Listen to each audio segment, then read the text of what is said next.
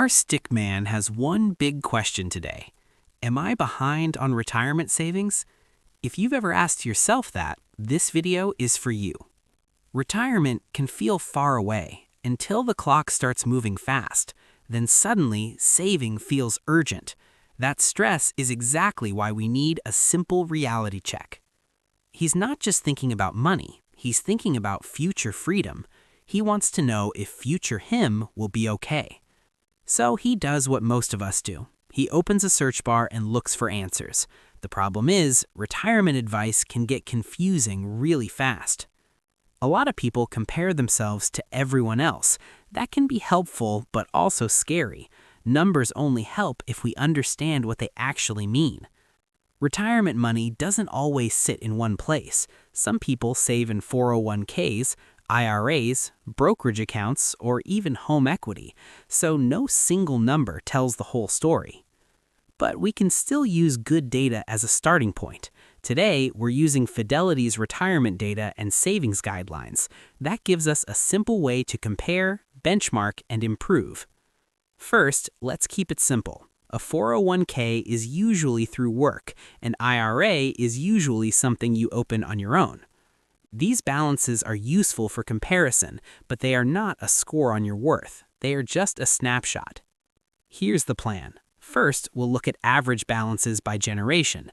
Then we'll look at Fidelity's benchmark. Finally, we'll cover easy ways to save more.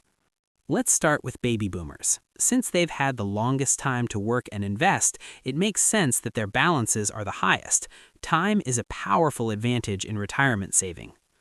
According to Fidelity, baby boomers have an average 401k balance of $249,300. Their average IRA balance is $257,002. That's a useful benchmark for later career savers. Fidelity also shows boomers contributing about 11.9% from their own pay. Employer contributions add another 5.0% on average. That gets them close to Fidelity's suggested total savings level. Some boomers use Roth 401ks. Many also use target date funds. And some still have loans against their plans, which can slow progress. Next is Gen X. This group is often balancing careers, family, and retirement at the same time. That can make saving feel like a tug of war. Fidelity says Gen X has an average 401k balance of $192,300. Their average IRA balance is $103,952.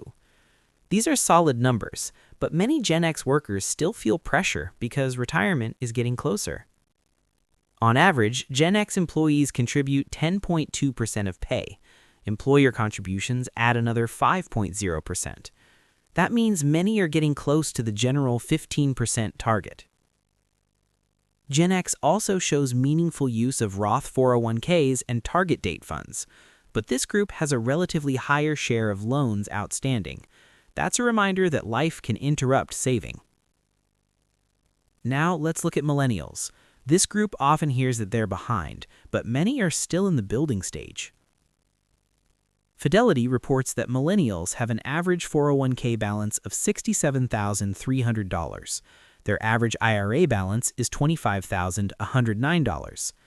The balances are smaller, but so is the amount of time they've had to save. Millennials stand out in one positive way. A larger share use Roth 401ks and target date funds. That suggests many younger savers are at least getting started and staying invested. And then there's Gen Z. These are the newest savers in the system. They may have the smallest balances, but they also have the most time. Fidelity says Gen Z investors have an average 401k balance of $13,500. Their average IRA balance is $6,672. That may look small now, but early dollars can be the most powerful dollars. Gen Z also has very high use of target date funds. That's actually a strong habit for beginners. The main thing they need is consistency and time. So what do these generation numbers tell us? Mostly that older groups usually have more because they've had more working years. Retirement saving is not just about effort, it's also about time. That's why comparing yourself to a much older group can be misleading. A 25-year-old and a 55-year-old are not playing the same game. They're on different parts of the timeline. Fidelity says the overall average savings rate is 14.1%. That's close to the 15% savings level Fidelity often suggests, including any employer match. So the big idea is simple. Many people are close, but not quite there. If your number is lower than these averages, don't panic. This is not the end of the story. It's just a checkpoint. Average numbers can motivate you, but they should not define you. Your income, retirement age, lifestyle, and spending all matter too. That's where a benchmark becomes more useful than a comparison. Instead of only asking what others have, ask what you may need. Fidelity has a simple framework for that. Fidelity suggests aiming for about 1 times your salary by age 30. That's not a perfect rule, but it's a simple milestone. It gives young workers a target to shoot for. By age 40, Fidelity suggests about 3 times your salary saved. This is where many people realize retirement needs more attention. Your 30s and early 40s matter a lot. By age 50, the target goes to 6 times your salary. That's why mid-career saving becomes so important. The closer retirement gets, the more every decision matters. By age 60, Fidelity's guideline rises to 8 times your salary. At this stage, people often start thinking more seriously about retirement timing. Big picture planning becomes more real. And by age 67, Fidelity suggests aiming for 10 times your salary. If you want to retire earlier, you may need even more, like 12 times income in some cases. Your retirement age changes the math. Why does retirement age matter so much? Because working longer gives your savings more time to grow. It also means fewer years your money has to support you. Lifestyle matters too. If you want a simpler retirement, you may need less. If you want to travel more or spend more, you may need more. That's why retirement planning is personal.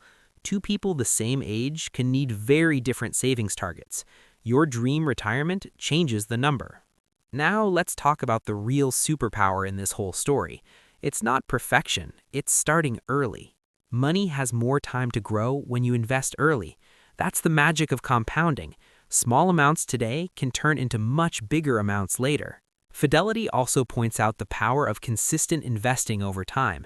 Staying in a plan for years can build strong momentum. Routine is boring, but powerful. One common setback happens when people change jobs. Savings routines get interrupted, and even a short pause can slow long-term progress. So, if you switch jobs, try not to let your savings rate fall. And if it does drop, make a plan to fix it soon. A quick reset is better than a long delay. Fidelity also has a simple idea that feels small but matters a lot. Increase your savings by just 1%. That tiny move can make a surprisingly big difference over time. If your plan allows it, automate that increase. Then you don't have to rely on motivation every month. Systems beat willpower. And if your employer offers a match, try to get the full match first. That is one of the easiest wins in personal finance. It's money you may be leaving on the table if you ignore it. A lot of people also wonder whether to save in a 401k or an IRA. The short answer is that both can help, but Fidelity generally recommends prioritizing the 401k first if it comes with a match. So, the basic order is simple. Get the employer match first, then decide if you want to put more into the 401k, an IRA, or both. Saving is important, but investing matters too. Fidelity emphasizes investing for growth potential. That helps your money try to outpace inflation over time. That doesn't mean taking wild risks. It means building a diversified, age-appropriate mix. The goal is smart growth, not reckless growth. For beginners, target date funds can make things easier. They automatically adjust over time. That's one reason many younger savers use them. Keeping everything in cash may feel safe, but long-term, it can make retirement harder. Growth usually needs investments, not just parked money. If you're 50 or older, catch-up contributions can help. That lets you save more in your later working years. It's a useful tool for people trying to close the gap. Another smart move is paying yourself first. When retirement savings come out automatically, you remove a lot of temptation. What you don't see, you're less likely to spend. Raises can help too. When your income goes up, try saving part of the increase instead of spending all of it. You still feel progress, and so does your future. Sometimes saving more starts with a tiny lifestyle shift. Lunch from home, a coupon, one less impulse buy. Small cuts can become long-term gains. You don't need a perfect budget, you just need a clear one. Knowing where your money goes helps you find room for retirement. A lot of retirement progress comes from fixing leaks. Unnecessary spending steals future freedom. Every leak you patch can strengthen your plan. And if you fell off track before, that's okay. Many people pause saving at some point. The important part is restarting. Remember this, some savings is always better than no savings.